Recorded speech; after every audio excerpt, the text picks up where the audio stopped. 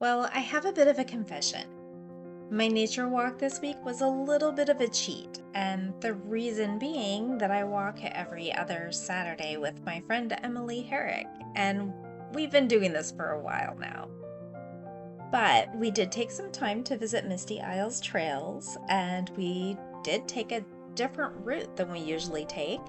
We went a little bit harder this time and climbed up a little bit higher so we could get some more scenic views. And one of the things that really stood out to me today was the amount of texture that we see in nature.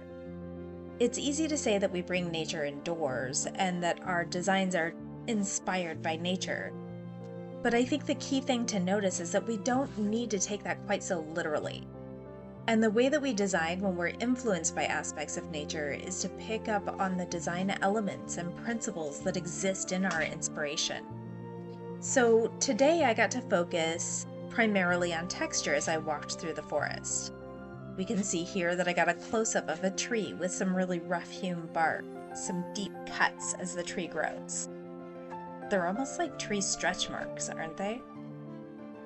And then the contrast of the soft forest floor, the ferns and the moss, it's so extreme and so different.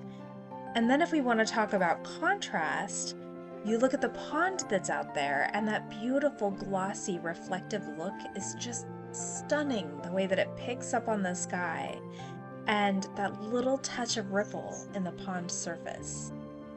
So we're clearly looking here at texture, and in doing so, we see the contrast and picking up on directional changes of those contrasting textures. And that's what I looked at when I created the vision board for the local listing that I was able to find nearby Misty Isle, which is linked in our blog post if you want to take a look at the listing. And if I were to be hired by the homeowner of that house on the market and they asked me how can they have a home that's inspired by their local nature without literally looking like it, but providing the feeling, well, texture might be a great way for us to implement that. Here, we're showing that with a board that illustrates texture in the cabinetry. We've got vertical rhythm representing the trees in the forest, shown with a kiss. And we've got the rough, plain sawn white oak that we're showing in the wood in the background.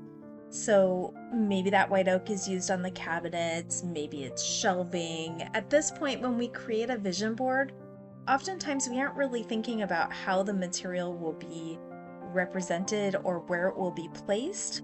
We're more thinking about the kind of feeling that we're going for or the way that it's portrayed. So I'm showing a honed countertop. That honed countertop, the smooth horizontal, is picking up on what I'm illustrating here also with cork, and my intention is not where it's placed, but how it's placed horizontally.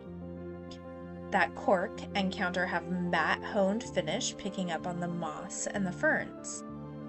We're showing texture and a wall panel that might pick up on the verticality of the rough-hewn bark and relay that to the feeling of the space.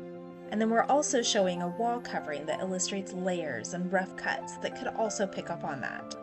So these are just some ways we might bring nature inside without being entirely literal.